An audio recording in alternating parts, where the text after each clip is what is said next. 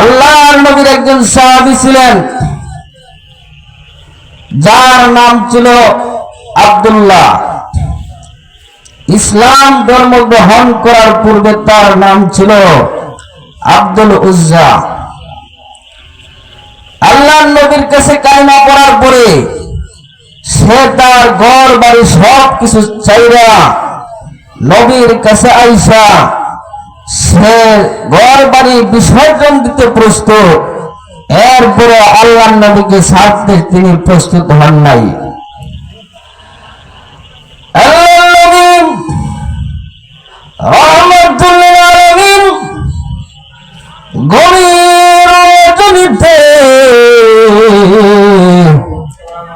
নবীজি সাল্লাল্লাহু আলাইহি ওয়াসাল্লাম যখন আল্লাহর নবী রাহমাতুল্লিল আলামিন হুজুর শরীফ থেকে যখন নবীজি যখন বের হয়েছেন এমনি দেখা দেখে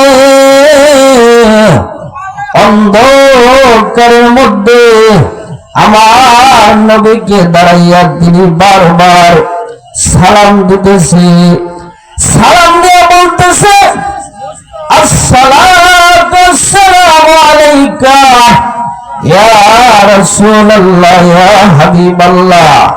ও আল্লাহর নবী এইভাবে যখন সালাম দিতেছে নবীজিকে বলতেছেন আসসালাতু ওয়াসসালামু আলাইকা ইয়া হাবিবাল্লাহ ইয়া সাইয়্যিদুল মুরসালিন ইয়া রাহমাতাল লিল আলামিন। ও আল্লাহর নবী আমি আপনাকে বারবার সালাম দিতেছি। আল্লাহর নবী রাহমাতুল লিল আলামিন তাকায় দেখে ডানে কোনো মানুষ নাই বামে কোনো মানুষ নাই, কিন্তু সালামের আওয়াজ বারবার নবীর কানে লাগতেছে।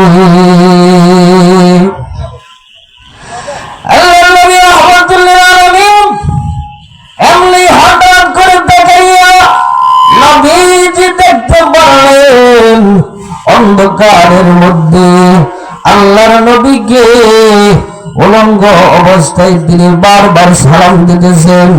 আল্লাহর নবী জিজ্ঞাসা করেন তুমি কে, তোমার নাম কি? তোমাকে তো আমি আর কোনোদিন দেখি নাই। এমনি তিনি ডাক দিয়ে বলেন হুজুর আমার নাম হলো আব্দুল্লাহ। কিছুদিন আগে আমি আপনার দরবারে এসে কালিমা গ্রহণ করেছিলাম নবীজি গো। এর আগে আমার নাম ছিল আব্দুল উজ্জা।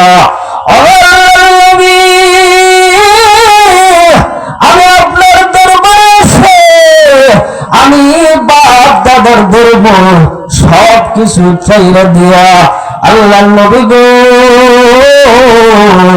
আপনার দরবারে আমি কালিমা পড়ে মুসলমান হয়েছিলাম। আমার নাম ছিল আগে আব্দুল উজ্জা। আল্লাহর নবী আপনি আমার নামটা পরিবর্তন করে দিয়া আমার নাম রেখেছিলেন আব্দুল্লাহ। আল্লাহর হাবিব যে আব্দুল উজ্জার নাম পরিবর্তন করে আব্দুল্লাহ রেখে দিয়েছিলেন নবীজি গো আমি সে আব্দুল্লাহ আজকে উলঙ্গ অবস্থায় আপনার দরবারে হাজির হয়েছে। সুবহানাল্লাহ বলবেন না? নবী ঈমানের কারণে আজকে এই অবস্থা। তখন নবীজি বললেন আব্দুল্লাহ আমার কাছে যে আব্দুল্লাহ ছিল এই আব্দুল্লাহর বাপ তো বড় ব্যবসায়ী মানুষ, ধনী মানুষ। আমার আব্দুল্লাহ সকালে একটা কাপড় পরিধান করলে বিকালে আরেকটা কাপড় পরিধান করে, তোমার শরীরে তো কোনো কাপড়ই নাই, আমি তোমার কি বলে চিনতাম? আব্দুল্লাহ রাদিয়াল্লাহু আনহু তিনি ডাকতে বলেন নবীজি গো আপনার দরবারে কেন আশা করি আল্লাহর হাবিব গো, আপনার দরবারে কেন কালিমা গ্রহণ করেছি এই ঈমানের জন্য আজকে আমার উলঙ্গ হতে হয়েছে। আমার চাচা আমাকে বলে, আব্দুল্লাহ তুই কি মোহাম্মদের দরবারে গিয়া কালিমা পড়িস নাকি? আমি তো মানুষের কাছ থেকে শুনতে পেরেছি। আল্লাহর হাবিব, আমি চিন্তা করলাম ঈমান এমন এক জিনিস, এটা লুকায় রাখার মতো কোনো জিনিস না। আল্লাহর হাবিব গো, আমি আমার চাচাকে তখন ঘোষণা দিয়া বললাম, ওগো চাচা, আমি আল্লাহর নবীর দরবারে গিয়া সত্যি সত্যি কালিমা পড়েছি। আমার চাচা আমাকে বলল, এ ভাতিজা, মুহাম্মদের দরবারে যাওয়া কালিমা গ্রহণ করেছ, তোমার তো সাহস কম না। ভাতিজা রে, তুমি কি জানতে পারছো মুহাম্মদের দরবারে যদি তুমি চলে যাও, আমি কিন্তু তোমার কঠিন শাস্তি দেব। হুজুর, এই কথা বলার পরে আমার চাচা আমাকে ঘোষণা দিল, আব্দুল্লাহ রে, ঈমানের জন্য কিন্তু তোমার বাড়িঘর ছাড়তে হবে। আমি আমার চাচাকে বললাম, ও চাচা, ঈমানের জন্য বাড়িঘর ছাড়তে রাজি আছি। আমার চাচা আমাকে বলল, এ ভাতিজা, ঈমানের জন্য তুমি কিন্তু তোমার আম্মা আব্বাকে ছাড়তে হবে। তার ধারণা হলো আমি আমার আম্মা আব্বাকে ছাড়ব না, আপনার দরবারে কালিমাও পড়ব না।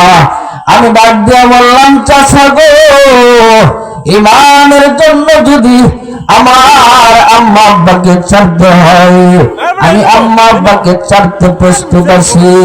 এবার আমার চাচা আমাকে বলল, ভাতিজা রে,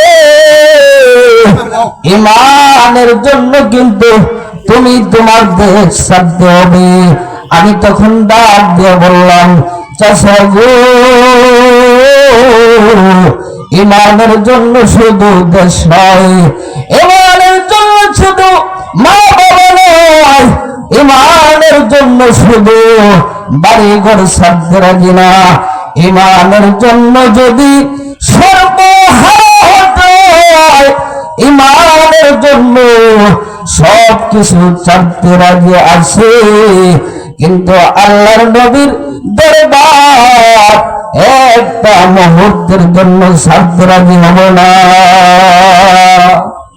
যারা বলেন সুবহানাল্লাহ, কেমন ঈমান, তাদের সব কিছু ছাড়তে রাজি আছে, ঈমান ছাড়তে রাজি না। কিন্তু আমরা একদিন মাহফিলে আসতে আমরা রাজি না। এরপরে আব্দুল্লাহ বলতেছে, হুজুর, আমার আম্মা আব্বা সব কিছু ছাড়লাম, বাড়িঘর ছাড়লাম, লাস্টে যখন বাড়ি থেকে বাহির হয়ে আসি, আমার চাচা আমাকে বললো, ভাতিজা, তোমার শরীরের যে কাপড় চোপড় গুলা, এটা তো আমাদের টাকা দিয়ে কিনা, এটা তুমি দিয়ে যাও। আব্দুল্লাহ ডাক দিয়ে বলেন, হুজুর, আমার চাচা এবার কঠিন সিদ্ধান্ত নিয়ে বলল, ভাতিজা রে, শরীর থেকে কিন্তু কাপড় চোপড় গুলো তোমার খুলে দিতে হবে। আল্লাহর পয়গম্বর আমার চাচার জন্য আমার শরীরের কাপড় চোপড় গুলো দিয়ে দিলাম।